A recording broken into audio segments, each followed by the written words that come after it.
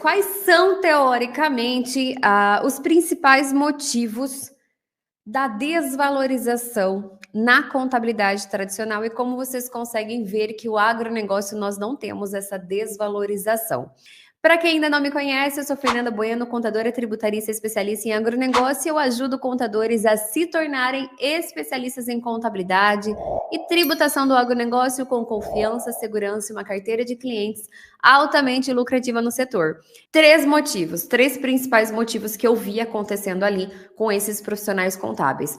O primeiro dele é a concorrência. Muita gente entra falando que onde está, ali na tua região, tem uma concorrência desleal, tem muito concorrente, tem muito contador, tem contador que está há anos no mercado e por esse motivo não consegue se posicionar. A segunda é a quantidade de obrigações acessórias que tem, tá? Então tem muita obrigação acessória, por esse motivo eu não consigo ter tanto contato com o meu cliente quanto eu gostaria.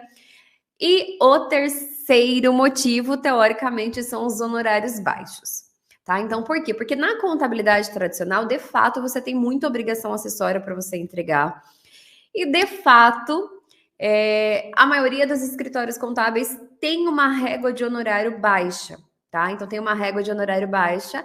Isso faz com que cada vez mais os escritórios contábeis precisem colocar mais pessoas para dentro para que assim tenha um faturamento atrativo para continuar sua atividade.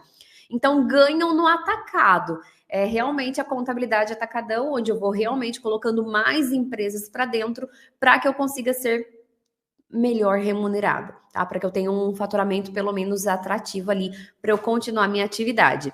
Então, são três principais motivos: a concorrência, o aumento, né, a quantidade de obrigações acessórias e também os honorários baixos. Bom, como que isso se aplica ao agronegócio? Será que no agronegócio a gente consegue viver isso também? Fato é que o agronegócio é o setor que mais cresce no Brasil. Em meio à pandemia que a gente viveu, ele foi o setor que mais cresceu, que conseguiu puxar a economia brasileira. Mas hoje também nós temos esse aumento não é das obrigações acessórias, mas esse aumento do olhar do fisco nos produtores rurais. É muito normal você ver contadores de Simples Nacional, contadores de MEI, contadores de empresas de serviços, de comércio, mas contadores que focam exclusivamente do agronegócio é muito pequena. Comentem para mim se vocês conhecem algum contador especialista em agronegócio na sua região, que atende em produtor rural. Se chegar alguém, se você chegar para alguém da tua cidade, se chegar alguém na tua cidade ali, perguntando, olha, tem um contador que atende agronegócio, que é especialista em agronegócio e consegue me ajudar com uma demanda? Não vai encontrar, porque não tem. O que acontece? Chegar lá, numa cidade, perguntar, gente, vocês conhecem algum contador que atende o Simples Nacional? Conhece algum contador que atende MEI? Conhece algum contador que atende construção civil? Você vai encontrar. Tem algum contador que faz imposto de renda? Você vai encontrar. Por quê? Porque é o que a maioria dos escritórios contábeis fazem. É o que a maioria dos escritórios contábeis atendem.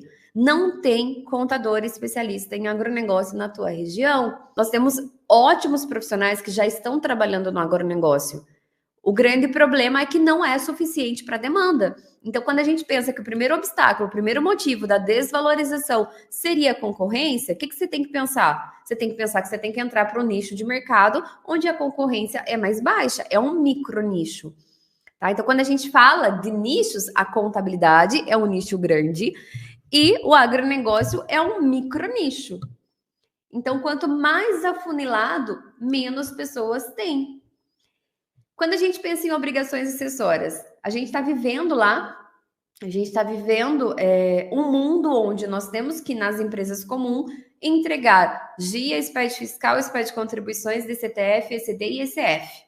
Tá? Então, nós temos que entregar tudo isso de obrigações acessórias. A gente trabalha pelo menos 20 dias no mês para entregar obrigações acessórias para o governo. Tá? Então, para a gente conseguir entregar somente as obrigações acessórias para o governo, cumprir obrigatoriedades, a gente trabalha pelo menos 20 dias no mês. É bastante. Agora, quando a gente pensa no agronegócio, o agronegócio, ele é dividido, né? Quando a gente vai pensar ali dentro da porteira do agronegócio, ele é dividido em produtor rural, pessoa física e produtor rural, pessoa jurídica. Produtor rural, pessoa jurídica, ele entra ali naquele bolo das demais empresas que ficam vários dias no mês entregando obrigações acessórias. Agora, quando a gente vai para o rol do produtor rural, pessoa física, nós temos apenas 3 obrigações acessórias e uma substitui a outra, né? Então, o livro caixa ou é analógico ou é digital, que acaba, querendo ou não, sendo 2 obrigações acessórias que são entregues anualmente. Não tem obrigações acessórias a serem entregues mensalmente. Em alguns estados, nós temos a figura do SPED fiscal, que é simples e puramente para fins de fiscalização da Secretaria da Fazenda do Estado. É estadual. Temos alguns estados que sim têm o SPED fiscal, cumprimento de obrigações acessórias estaduais, mas, a grosso modo, toda a escrituração contábil, financeira e fiscal do produtor rural é feito a entrega uma vez ao ano. Isso não quer dizer que você precisa escriturar uma vez ao ano. Não, se você quiser ter valor ali na tua prestação de serviço, você vai fazer mensal. Mas a entrega é uma vez ao ano. Então, o agronegócio, quando a gente vai para o âmbito do produtor rural pessoa física, e eu sempre sugiro para que os alunos comecem com o produtor rural pessoa física para pisarem no agronegócio. Por quê? Porque é muito mais fácil você encontrar um produtor rural pessoa física. 85% dos produtores rurais brasileiros são pessoa física. Isso quer dizer que nós temos mais de 4 milhões de produtores rurais pessoa física. Dos 5 milhões que nós temos, mais de 4 milhões são produtores rurais pessoa física. Então, é muito mais fácil, é muito mais amplo o leque de oportunidades que vocês têm. Então, se você for para ainda nichar um pouquinho mais para o produtor rural pessoa física, você vai encontrar oportunidades sem concorrência, porque não tem na tua região, e ainda por cima você vai entregar menos obrigações acessórias para a Receita.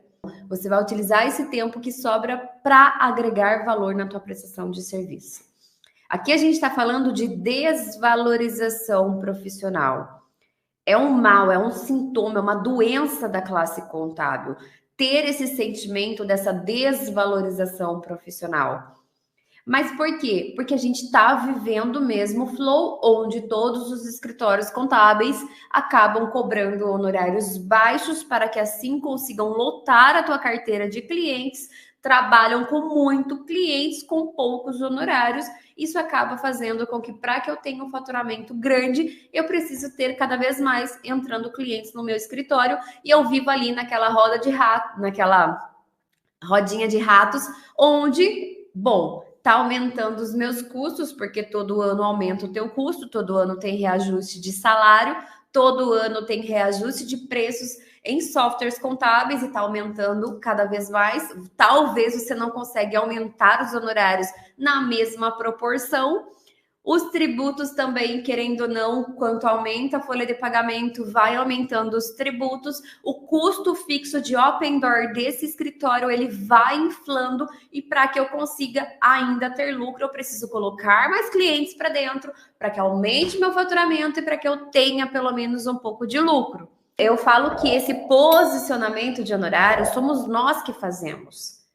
Não, nenhum cliente tem o poder de dar o valor nos nossos serviços. Somos nós que temos que dar o valor. Então, você pode sim se posicionar como o profissional mais barato, ou então você vai se posicionar como o profissional que de fato entrega valor na tua prestação de serviço.